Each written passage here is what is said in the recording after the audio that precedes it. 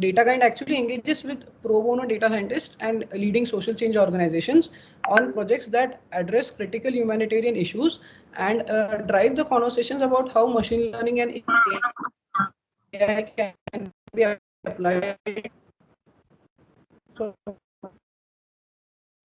world's biggest challenges. So DataKind basically have and we have Shruti and Raghuram who are from the Bangalore chapter of data. So we are actually living inside a data revolution that is transforming the way we understand and interact with each other and the world. And it has just begun. So every field is now having its data moment, giving mission-driven organizations brand new opportunities to harness data to advance their work. From poverty alleviation to healthcare access to improved education, data science has the potential to move the needle on seemingly insurmountable issues, but only if there is close collaboration between data science and social sector experts. So I would like to call upon Shruti Mathur, who is the chapter lead of DataKind Bangalore, and Raghuram, who is the ex-chapter lead of DataKind Bangalore, and take us through this journey where we can learn how we can use data to solve social issues. Yeah, Shruti, you can take over from here. Thank you, Saurabh, for that introduction of DataKind. I would also like to present. I think I have the access. Okay.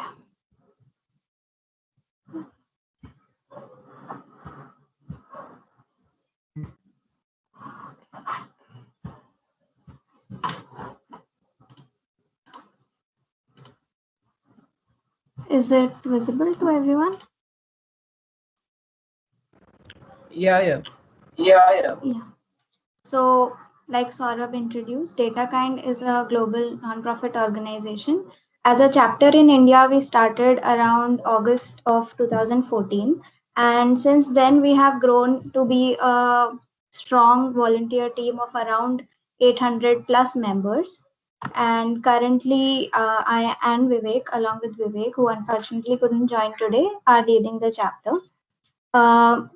Data science, as we all know, is almost omnipresent, and we as a organization aim to help all the sectors, be it your education sector or healthcare sector, to see how data and technology can be used to its benefit. As an organization, we strive to collaborate with other nonprofits. We have community events such as these to enable people with more information about what we do and sort of what we can do, how to be a part of the solution. We have different kind of events in which we communicate or collaborate with different organizations. It can be a data core, which is a long-term engagement that we have with the other organizations, or small ones which are data dives or data brews, and community events like these where we get to meet other people from the same sector who are trying to do something good. So I would like to also share some of the projects that we have done in the past. One of them was Open City, which was with the government organization using data to make data like governance, environment about our own city available to the common public. Then we had other projects like Pratham Books. If any of you are aware of this organization, we helped in generating tags for the children's books to help in reaching out to the maximum children across India, and to help in the need for education for all and simplifying the process. Um, we had another project called Pollinate Energy, which we'll get into a little bit of detail a little later.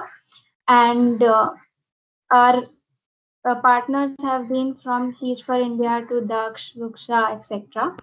I would now hand it over to Raghuram to share a little bit about uh, the project Pollinate Energy. Yeah, thanks, Shruti, and thanks on. Good evening, everyone. I trust it's 4 p.m. there in India. So forgive me for not switching on my camera. I have some internet issues. Am I audible first of all? Yes, Raghuram. Yeah, okay, sure. Let me start by sharing my screen.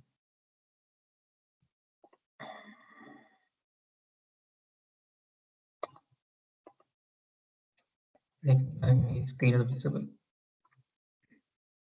Is my screen visible?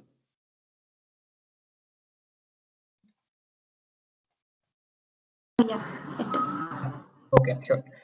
So what I'll be presenting today is basically a case study sort of a thing, wherein I just walk you through one of the projects that DataKind Bangalore did a couple of years back in collaboration with a social enterprise called Pollinate Energy. Sorry, before we start off, a line about me. My name is Raghuram.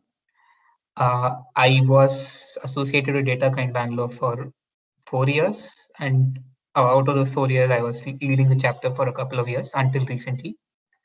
I'm currently doing my PhD in Germany, but yeah, just started. So, but anyway, yeah, coming back to the project. So basically, Pollinate Energy is a social enterprise that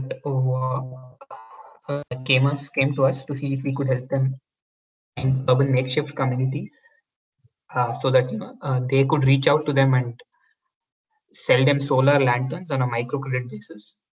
The reason for this was many of these people who live in these urban makeshift communities. What I refer to by urban makeshift communities are these sort of dwellings where people who are living below the poverty line, or they tend to reside in these sort of tenements.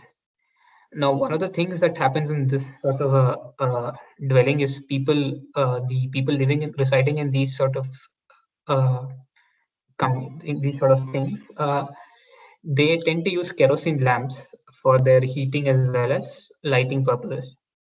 Now, there are two risks associated with this. One is naturally a fire hazard. You can sort of topple it accidentally, and the entire community could be up in flames in a matter of minutes. The second being a health hazard, like you are inhaling these kerosene fumes at from extreme proximity, which is not good for anyone. So Pollinate Energy wanted to basically sell them solar lanterns on a microcredit basis. So basically, this is about Pollinate Energy. As you can see here, they bring them life-changing products from solar-powered lights to improved stoves to water filters. And basically, they are in the business of empowering people using these products. Now, how would they do it before? The current process they were following was to manually score Google Maps to find these communities. Now, like why from a like we look at it from a very on the ground, this is how it looks, and it's very easy for us to uh, picture or imagine how these tenements look like. From the sky, it's an entirely different matter. Like as you can see here, sort of this particular portion of the image, this is how they look. We have this blue sort of a cluster here, and the rest are all buildings and this thing. And how Pollinate Energy used to sort of do this was they would manually score Google Maps to find these communities. And if they think they would find one, they would manually mark the latitude and longitude coordinates of the four corners of that particular area.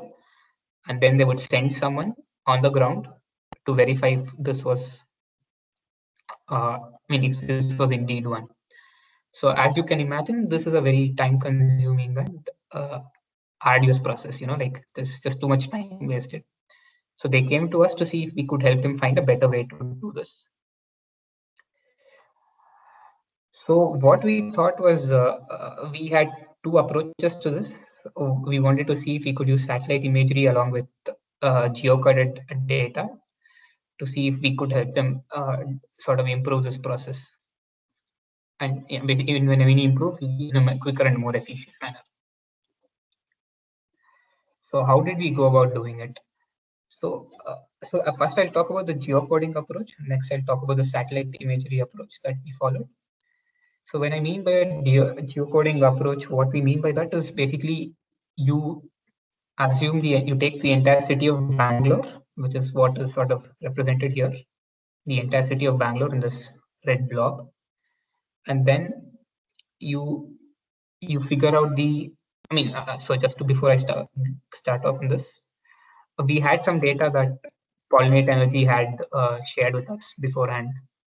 So, I mean, when I mean shared, they had given us the latitude and longitude coordinates of these just along with some sort of a indicator as to how many people would reside and all that stuff. So we had a few examples to go by. And I mean, hello. Hello. Yeah, Raghuram, you are audible. Okay, sure. Okay. So, I mean, as I think most of you are sort of aware that, like data science nowadays basically depends on the quality of your data. If you don't have enough data or you don't have enough quality data, whatever algorithm you train or whatever results you come up with are basically flawed. There's no value or meaning attached to this.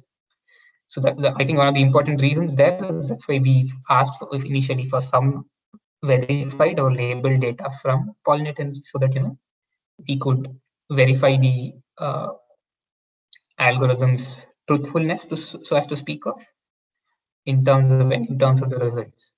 Anyway, coming back to this particular slide, so as you can see, we masked out certain, like the one in the middle is basically, as you can see, it's very sparse. The urban makeshift communities, the red dots in the middle, and these are basically non-urban makeshift communities, as in areas which don't have these sort of tenements in their surroundings. So you can say, okay, what's the point in doing all this? What are you going to do from it? So the idea is, like to give an analogy as to what we're exactly doing here. When you're say, like for example, you're all students.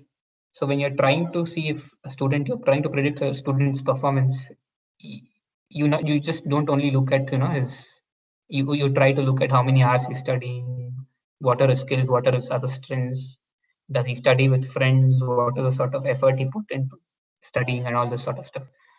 So an analogous thing is being done here when we sample from these dots, so as to speak of. What these dots basically represent are latitude and longitudes of a particular area where we know that urban makeshift communities are present.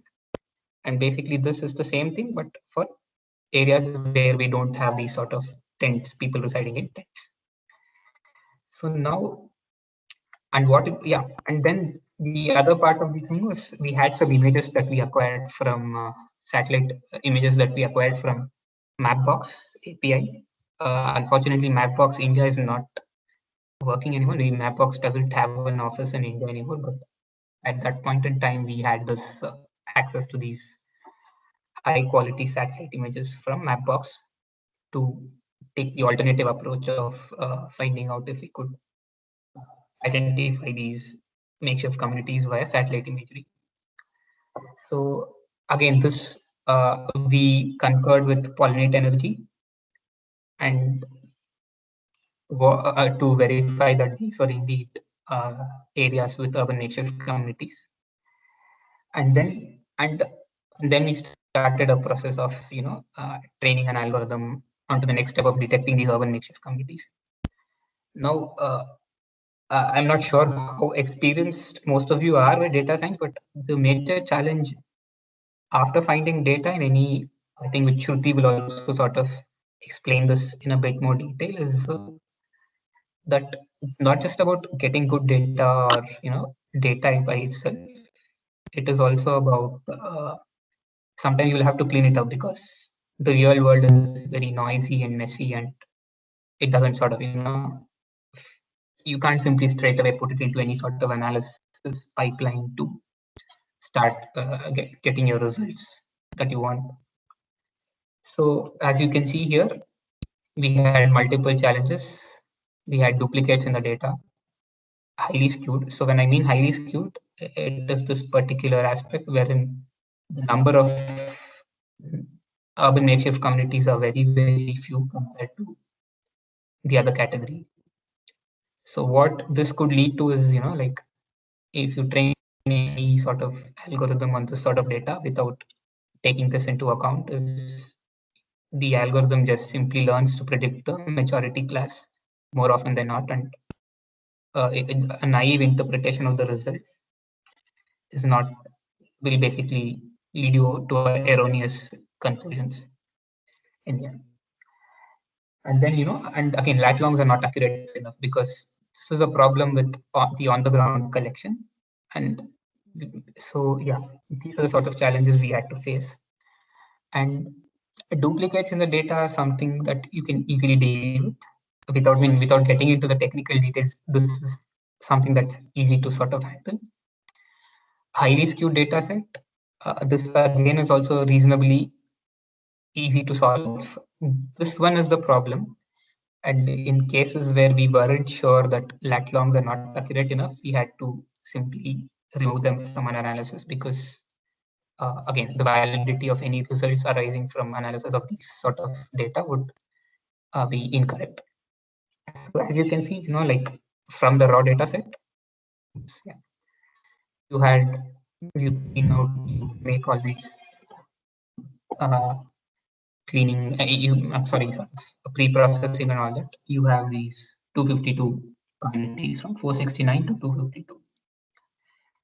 So now, so these are the two approaches that were pictorially represented here. This is the geocoding approach, which is also referred to as proxy. I mean, I'll come into that in a bit more detail shortly. And the other one is the satellite imagery. That's again sort of pictorially represented here. Again, in the satellite imaging approach, I mean, computer vision and image processing in itself, right now it's all deep learning. I mean, if you have enough data, you can always train a deep neural network to give you very good results. So when we did this project in collaboration with Pollinate, deep learning was still a bit, it was not as popular or powerful as it is now. So we tried multiple different approaches. I don't want to get into the technical aspects of this because I'm not sure how many of you are really aware or know about this, but just for the sake of information, I'm just putting it out here. One is, of course, deep learning. The other one is supervised machine learning, which again I'll come to, and then the other one is plain old image processing, which I don't think anyone does it anymore anyway. Yeah. So how did we go about acquiring this sort of data? Because the data from Pollinate doesn't cover the entirety of Bangalore. It's just 469 communities, and those were the only ones that they detected. So that doesn't mean that there's only 469 urban makeshift communities in Bangalore, or for that matter, let's say any other city X. So how do you go about doing it? So what we did was, if you've seen Google Maps from a satellite point of view, it's sort of a scrollable and zoomable sort of thing that you have to you can vary the resolution of the image, and all those things varies depending on the zoom parameters and how much you scroll and all that. So what we did was we fixed a zoom at, I think this is 10x zoom from Mapbox, and and you can't process the entire image in one go. You're talking about a city, like you're talking about the city of Bangalore, right? So it is going to be very, very large. So you can't process it for two reasons. One is computationally it's not feasible. Second is you will miss out on the details that these urban makeshift communities are like, as I showed you here, right? Like this is how it looks. The image, the urban makeshift communities, it's like probably not even 10% of this particular image. And when I'm talking about the city of Bangalore, it's probably going to be like, I don't know, 30 times this big image. So this is just going to be like similar to finding a needle in a haystack. That's how it is. So what we did was we randomly sampled images from a mesh. What I mean is you fix a grid that is rectangular in size and you randomly sample it from that particular grid. And then you do it repeatedly across the city of Bangalore. And yeah, so and then we are left with, we get sort of data like this. Like you can see that from here, there are some images like these blue spots, which are clustered tightly. Like for example, the one in the middle picture, you can see one in the close to the top of the image. And then there is a bunch of clusters here in the middle of the image on the left. These are the sort of urban native communities that we want to detect now. Yeah, without getting into the technical details, this is one of the aspects that we took, approaches that we took using images. This is basically the pipeline, like one particular example.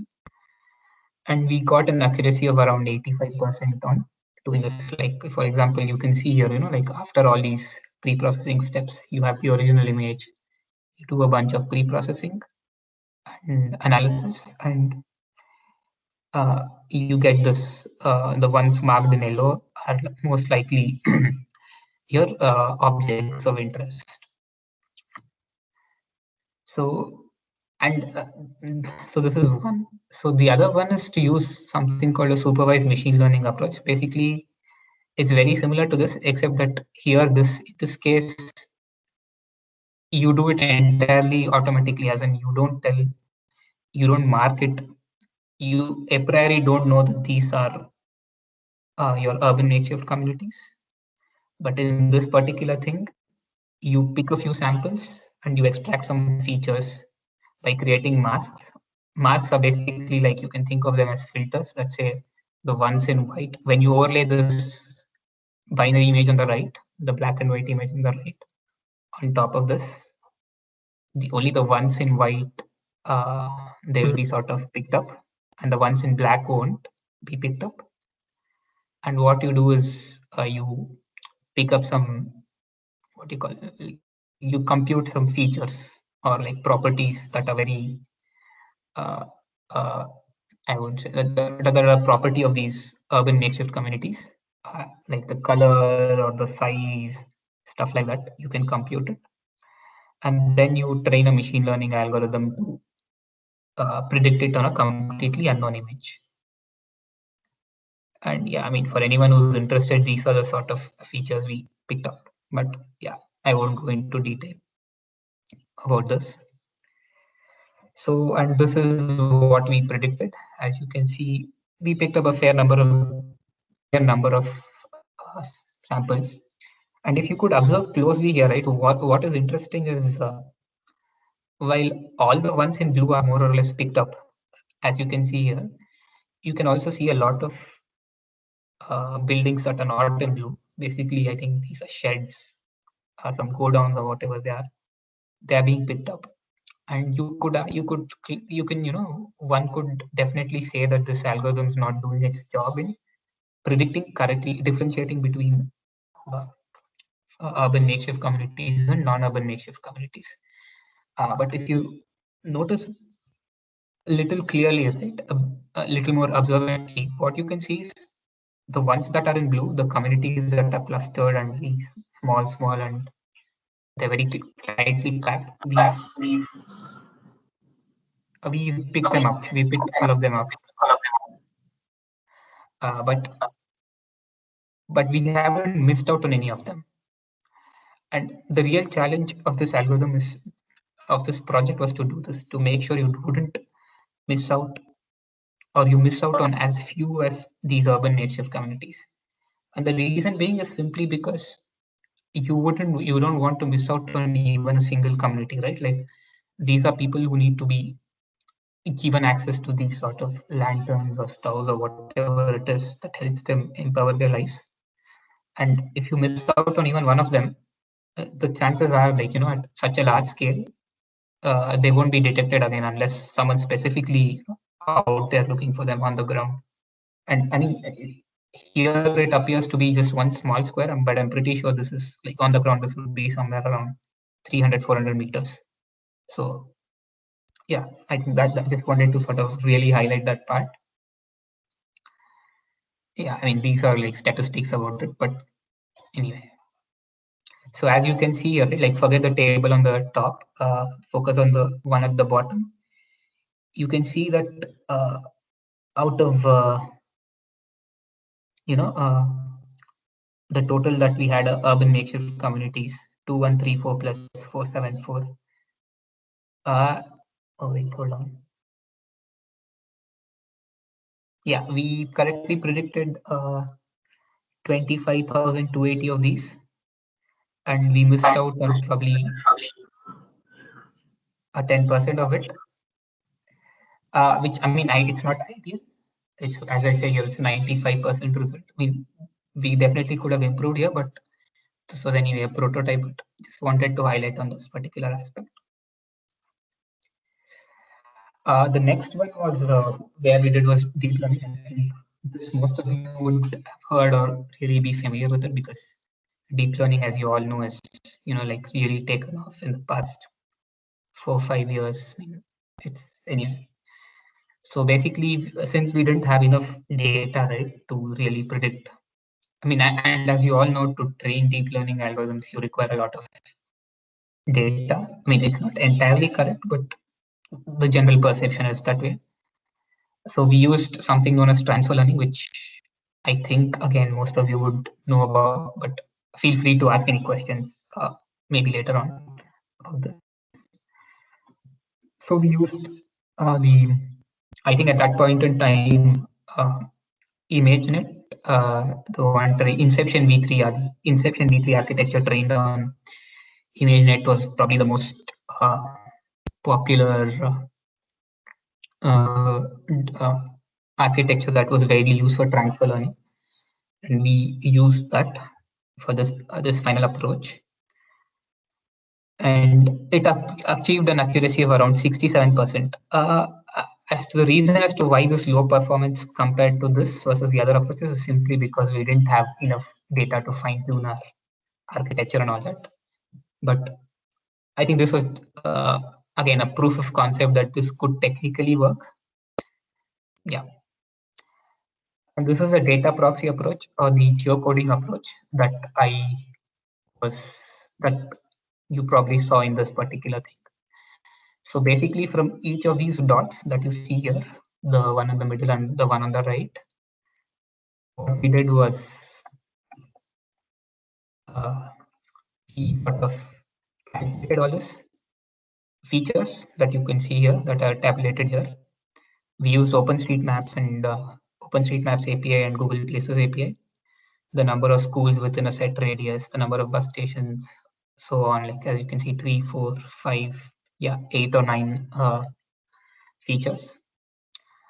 And then again, you cannot directly go and start computing. You'll have to do some sort of pre-processing. So, and the other problem here is we are using an OpenStreet. With the problem with OpenStreetMaps APIs, it's dependent on crowdsourcing.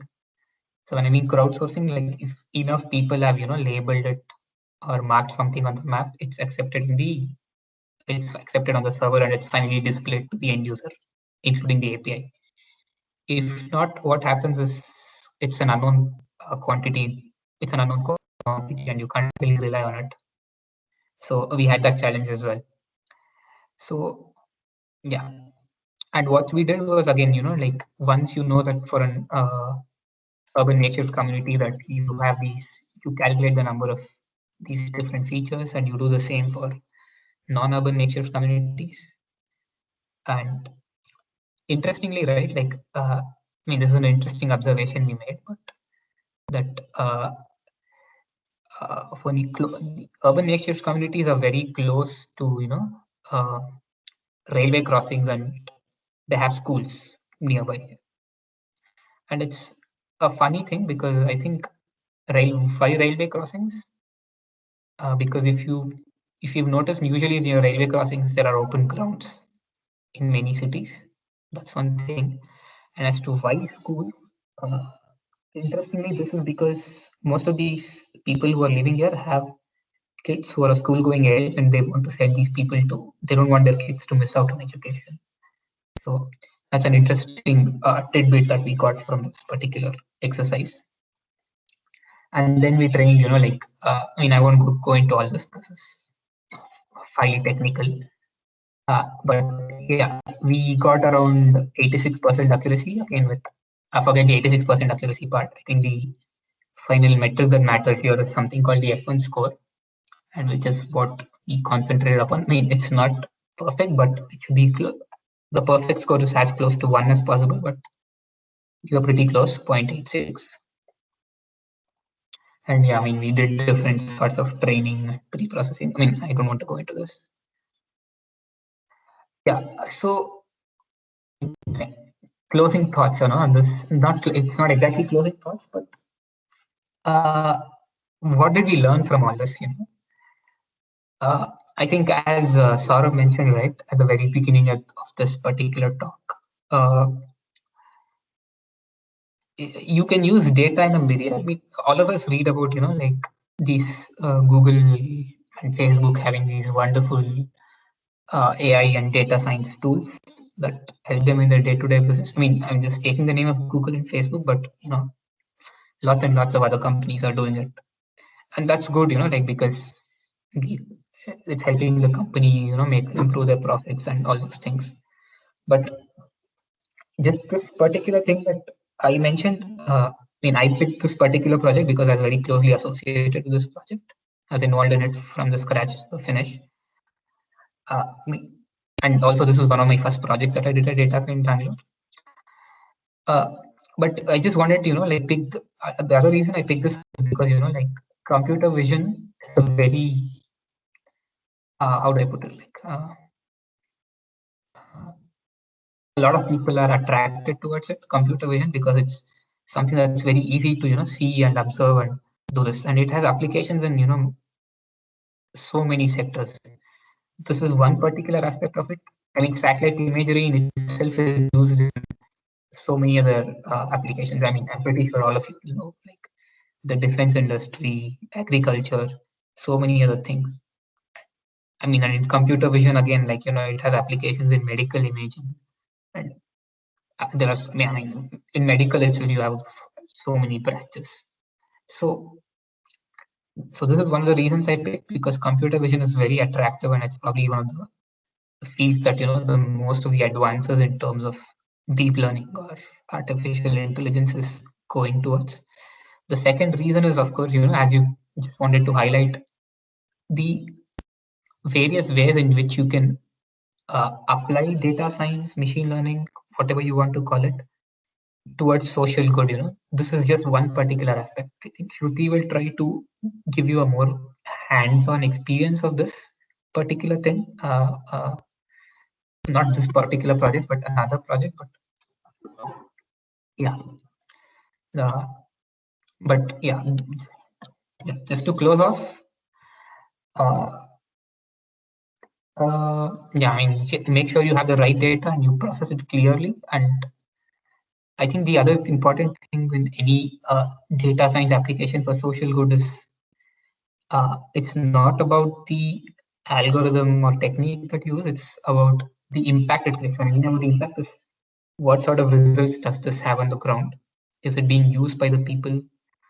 Are they able to use it? Is it helping them on a day-to-day basis? Those sort of questions. Yeah, I mean, I'll stop here. And if any of you have any questions, or if there is time for questions, I'll be happy to take it up. Thank you.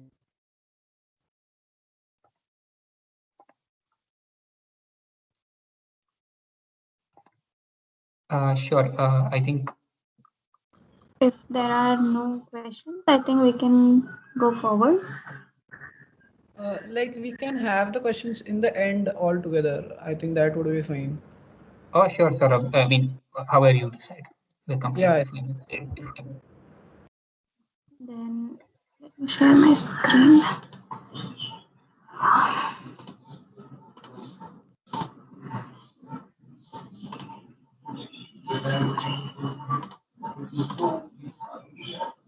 Okay. Is it visible to everyone? Hello? Yeah. Yes, it is. Okay. So this particular case study is sort of recent and unfortunately still relevant. So around last year, same time around April, is when the pandemic sort of started hitting the peak. And one of the sectors which was mainly affected very badly was the blue collar job sector. So people working in factories, people working in manufacturing areas, operations, electricians, plumbers, everybody was deeply affected. And there was a mass exodus of sorts from the city areas. So that is when Quest Alliance is one of the non-profits based out of Bangalore reached out to us to understand this sector better. They are basically involved in skill development of people coming from tier 2, tier 3 cities to align them with jobs that they can do right after their school. Blue collar jobs, like I mentioned before. So they wanted to have a demand side analysis of what the sector needs, what are the type of skills that this sector needs, what is the state of these jobs in Karnataka, what type of salary or income does a job like electrician have, can women apply to labor intensive jobs, etc., and which jobs have more perks. Now this type of data is available throughout the internet and it is massively scattered, as you would observe. So we particularly wanted to look at two specific sites, which we would quickly go over right now. So if you see over here, this is one of the sites, like we have the Naukri.com, Monster.com. Similar to that, these are the websites which have the blue collar job notifications. So Quest Alliance basically wanted to understand what is like I mentioned, what are the skills needed in these type of jobs, where are these jobs available, and what type of people are they looking for, so that they could train the people in Karnataka accordingly for these jobs. This is something that is openly available everywhere. Like you can see the Asan Jobs portals. This is also one of the portals, and we found out that there are some 13 type of portals that we could look at. So I think for today, we will look at one of those, which was Calm24. And most of these websites would usually look pretty much like this. It would have your job description. It will have what type of job is needed, how much is the salary, where is the job located, age, etc., etc. So this is where our main data was lying in these websites, where we wanted to extract contents like salary, experience, location, details, job types. So to initially start acquiring the data from these websites, we need to do something known as web scraping. So for those of you who are not aware of web scraping, basically every every website has a page DOM, which if you go over here and you observe the element, you can see every tag in the page has a corresponding tag in the page DOM. So this is where our main first problem was, to extract this data from the page DOM. So we will first look at that. For those of you who have joined from the laptop and want to follow along with me or want to do this for later, I'll just post all these resources over here so that you can try it out later or even now. Let me know if it is visible to all. I have just posted it on the chat.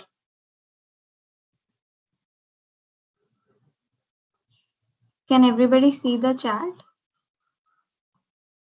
Yes. Yeah. So basically, we first have to do something known as web scraping to get all of the data from these n number of websites to fetch information which we are particularly looking for. So this is one example of a site which we had scraped. So I'm not sure how many of you are aware of this ID. It's basically Jupyter Notebook, and we would be doing web scraping for the Calm24 website in particular. So these are basically your imports. I would just run it again. And so basically, whenever you want to extract something from a site, a dummy Selenium WebDriver would be needed. This is basically scrolling down the page of one of the sites to get all this data. You can see the scrolling happening automatically because of the code which is written. It is scrolling down to get the data from the tags available in the website, which I just showed it to you. It is from the page DOM. It will extract all the information. This is not a generic code. It would, we'll share it later with you. But this is specific to Calm24 website, which we are looking at. So once this takes a little bit of time, so okay, I think it's. So after basically we have scrolled through the page of the website, what we need to do is extract specific information from the page, like we saw earlier, what type of jobs, what type of roles, etc.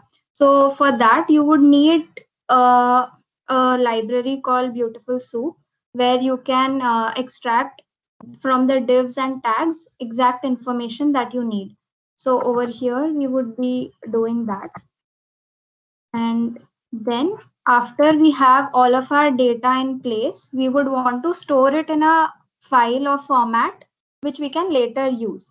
So like Raghuram was mentioning, data extraction, getting the data in the first go is the very first step. The data which you will get is going to be noisy. So after we save the data, it is going to look like this. So as you can see, we have a lot of data here, which is like data entry jobs, sector, where is the area, what type of salary are they offering. We do have this data in our form, but like he was mentioning, it's very noisy.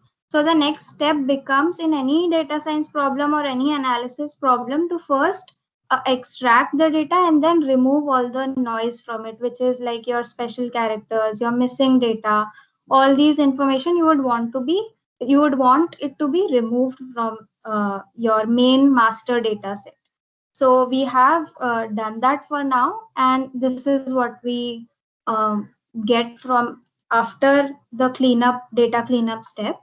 So I would at this point stop and post it on the chat.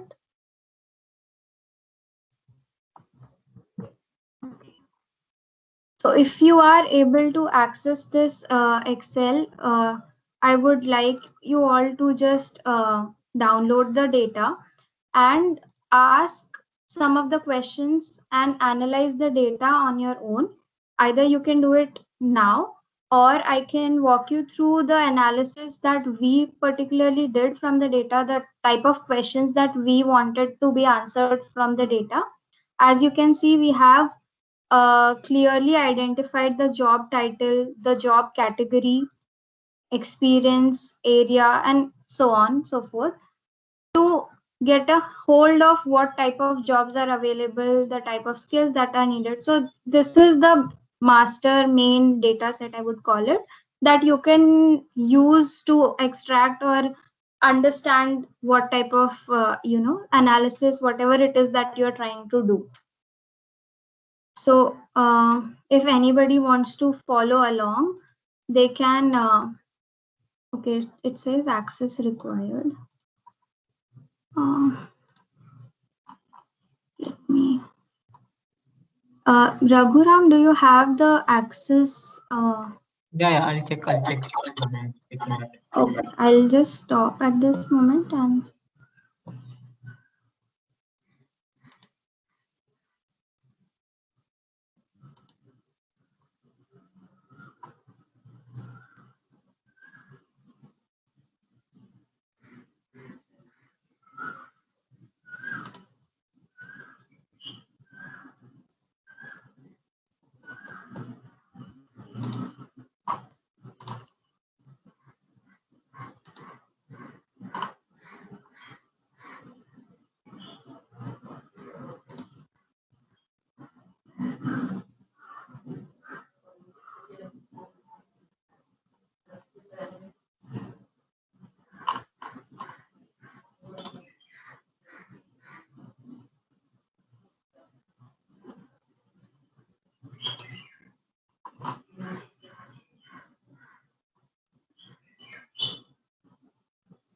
Okay, while we wait for that, I would just share some of the analysis that we did around this data. You could either do the same, try to replicate it, or try to come up with your own data stories and help us with that. So the first one is the salary band for different job categories. Yeah, Raghuram. Yeah, I think you can check now. Okay. Yeah, okay, I see. Okay, great. So okay, so for this, those of you who want to do it in Python, you can have the same graphs and everything in Python, or you can just use Excel. I think that would be easier and quicker. So like you can see here, the first analysis is of the job category types. How much does an accountant earn as a minimum and as a maximum? So from this main data set that we had, this is one of the graphs that came in. It's one of the data points that came in. Then we had something like job categories, how much female to male ratio in the jobs that we see. Uh, so you can do that type of analysis from this. You can create a story around, is there any difference between a particular category of job? Is there a skew in the number of labor intensive jobs for men versus women? You can do that type of analysis with it, with the data. Again, by salary, we can see the upper end and the lower end related to gender, the sort of salaries that are available from these blue collar jobs.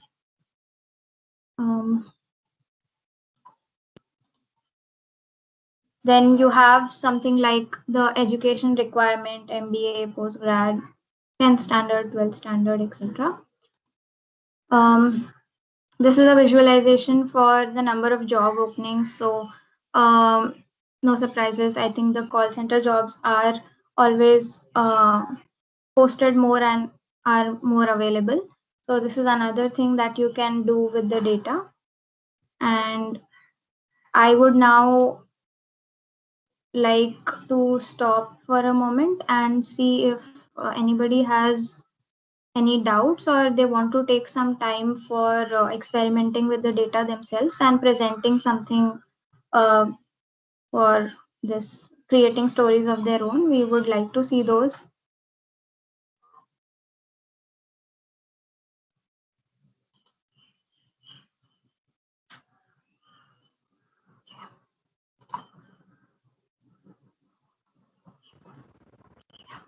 I actually think that it would take a little time, and we are currently hot on that. So, like, we also have a few questions because there were a few questions regarding what we do and like regarding the doubts that they had. So, in the meantime, can we take the questions, or should we conclude and then take the question? We can take the questions. So from here, like anybody who wants to try, they can try. You have the data, you got the access. So you can try it on your own, and we can take the questions now. Okay, so like this was a broad question actually. So it is like how AI can be used to reduce crime. Like you have not mentioned any specific crime like security or something, but like is there anything you would like to give your own inputs on crime using AI to reduce crime?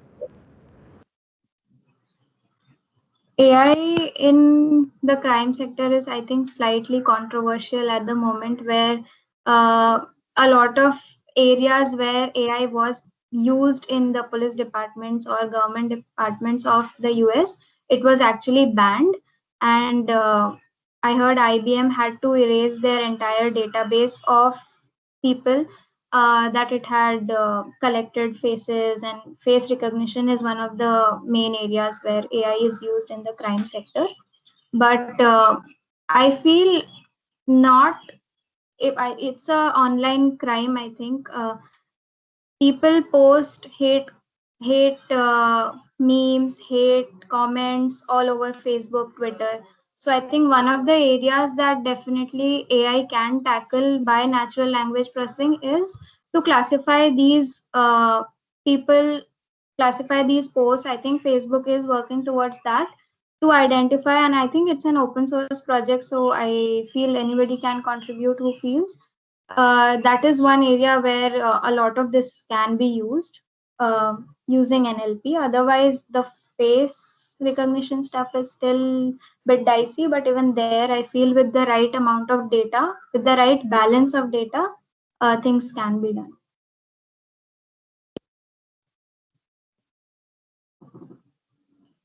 To add on to that, Saurav, is one of the things that people working in the field need to be aware of this broad spectrum of AI ethics. I mean, it varies a lot from your problem to problem. If you noticed in the talk that I gave in my presentation, I didn't mention the open sourcing of the data. That's primarily because of ethical concerns, because this sort of data regarding where people of a certain economic background reside and all can be definitely misused, and it has been misused actually. So you have to sort of take into concern all these aspects, like sometimes private information. I think data leaks nowadays are very common, right? You must have heard about the MobiKwik thing, and then most recently was the Domino Pizza thing. So private information in any form cannot be compromised, and I think this is something that one needs to be aware of. And yeah, just wanted to add on to that.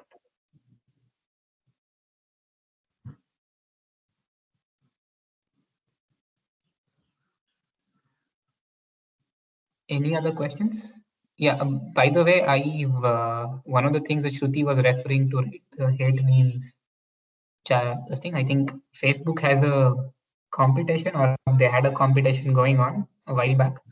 I posted the link for anyone who's interested or hasn't heard about it. Yeah. Does that answer your questions, or? Yeah, definitely. So one more question we had, in the times of COVID, where reaching out to people is a bigger challenge due to the lack of infrastructure development. So how does one ensure effective distribution of services in the remote areas of the country? So I'll just chat so that you can respond again. Sure. Please. Reaching out to people is a bigger challenge due to the lack of infrastructure development. Okay. How does one ensure effective distribution of services in the remote areas? So this is, I mean, let's be frank here, right? This is not a technological problem, right? This is not. I mean, sure, technology can help, but this is not. This is more of a logistical and other problem. I mean, people should. I mean, I don't want to sort of give out solutions. Yeah, so the question might be like how technology can be used to do that. That may be. Okay, so from a technological standpoint, what one can do is, right. If you can recall, in one of the points that I was talking about, where if you're doing the geocoding thing, where you would use an OpenStreetMap to explore. So one of the biggest limitations there is many of these areas are not mapped at all. There's no information in the map itself. And I think just doing this sort of mapping exercises, right, they're very helpful. And it sounds laughable, but in fact, we were actually last year, I think roughly around the same time, when the pandemic started, when things were pretty bad again. We were trying to help another organization with something as simple as this, just helping them map and collect resources online. I mean, these are very simple things, but something like this is very useful. Like just map things and contribute to things like OpenStreetMap API, or like just one of the simplest ways, or like you can probably, if you think that's probably something where you want to do something more fancier, probably you have the Twitter API. You can collect all the tweets that people in remote areas are, because a lot of attention is now only on the major cities. People in these areas, I'm not sure if their health, their cries of help are being heard. You can sort of amplify them by looking at pinpointing tweets that are in these remote areas and artificially, like retweeting them, stuff like this. I mean, it sounds very simple, but not everything has to be AI or deep learning or machine learning. Simple things. Yeah, so like we are actually out of almost our time, like 1 hour. So like we'll take the last question and then conclude. So like the last question was, how can we make future generation use technology for the best without getting addicted to it? So it is like I personally could relate to that question. So like, Okay. like Okay. what is your thoughts? What are your thoughts on that? Okay, this is an interesting question. I mean, I'm not sure if I'm the right. I don't know if I'm the right person to answer this. The thing that I one think is, I think, technology and it's the use of technology that is addicting, but technology, like everything else, can be either used for good or bad. So it is a personal judgment, I feel. yeah, There are exactly. productivity apps, there are addictive apps, there are all kinds of apps. So it is ultimately very basic and simple thing how you control yourself. And I mean, nobody can really force anyone to uh, do something versus not do something. So it's a matter of choice, I feel. Yeah, pretty much exactly. Same. So, I mean, I think I'm sorry that we couldn't take all all your questions, but if you still have any questions or you want to understand how DataKind Bangalore works or DataKind in general works, we are sharing our email address on the chat. Please do email us. We also have a Slack channel that Shruti will Slack I and Twitter channel where you will can reach out to us just on. put it on the chat. So, Yeah, please post it on the chat, Shruti. I think you can always reach out to us there. We'll be happy to answer your questions as much as we can. Yeah, we always have projects in the pipeline. So any of you who want to volunteer can always reach out on the channel. Follow the tweets or meetup. We always are looking for volunteers. Yeah, so like that was really an insightful session from what we had expected. Like you literally took us through what you guys do in an actual case and how do you solve challenging problems and that lead to a better and tomorrow, I would say. So it was really nice having you. Like I personally really enjoyed your session. Like I had told Raghuram that I was looking forward to the session a lot. So I personally found it quite worth. So I'll just share the feedback form with the participants, and in case you have any suggestions for us, you can definitely give us there. And like Shruti and Raghuram have shared their all the handles, like you can follow them, on Twitter and join their Slack channel in case you are interested in pursuing this field and exploring this field. Yeah, So just wanted to add one yeah, last thing. The projects that we've chosen here are, I think, chosen for very specific reasons. One is ease of communication and demonstration art, but we have lots of other projects going on. So if you are interested, again, just reach out to us. And yeah, definitely. and thanks a lot, Saurav. Thank you so much. Yeah, Thank you so much. thanks a lot. Thanks a lot. See you. So we Yeah, can. thanks a lot, everyone. Thank you for making time. Hope you all stay safe during these times. Yeah. Yeah. Chalo. Bye. Bye. Bye.